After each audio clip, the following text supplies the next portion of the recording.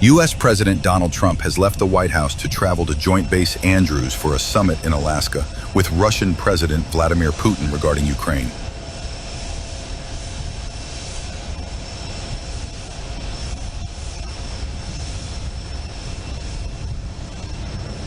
On board the Air Force One, Mr. Trump told reporters he is not going to Alaska to broker a deal on behalf of Ukraine, but said instead his goal was getting Mr. Putin to the table.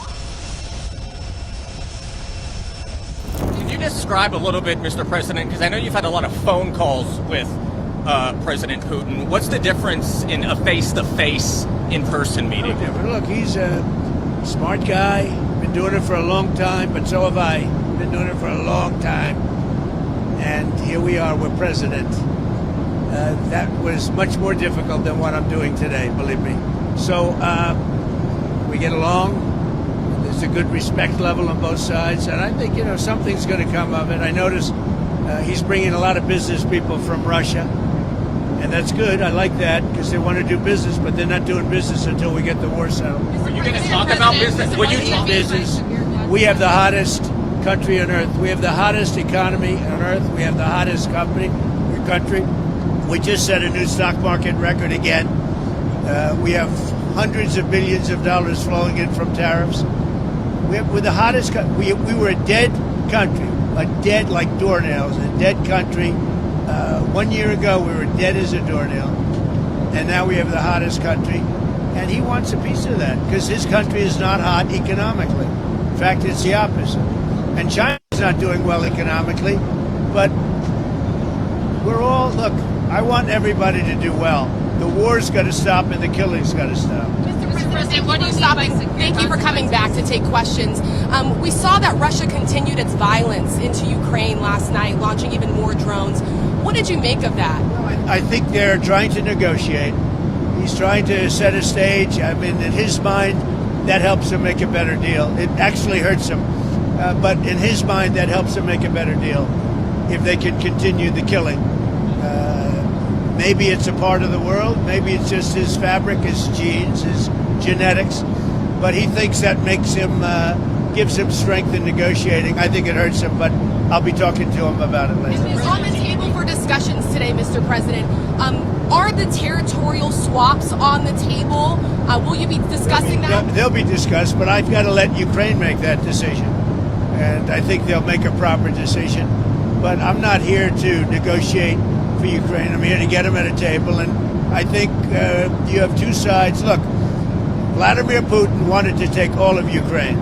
If I wasn't president, he would right now be taking all of Ukraine. But he's not going to do it. Mr. President, what did you mean?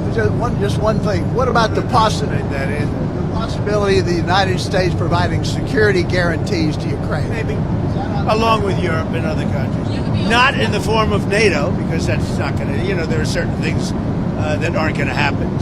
But, along with Europe, there's a possibility of that.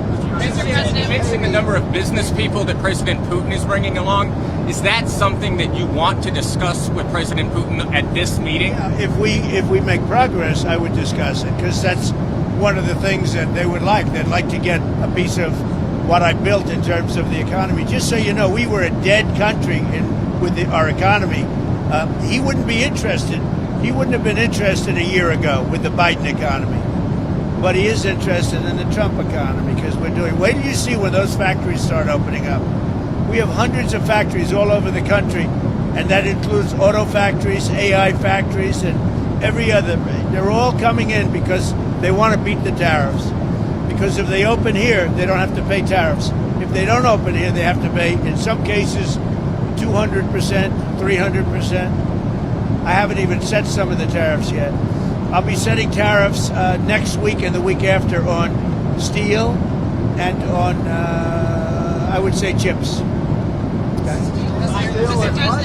Chips and semiconductors we'll be setting sometime next week after. What rate are you looking at? What rate? Well, I'm going to have a rate that is going to be lower at the beginning.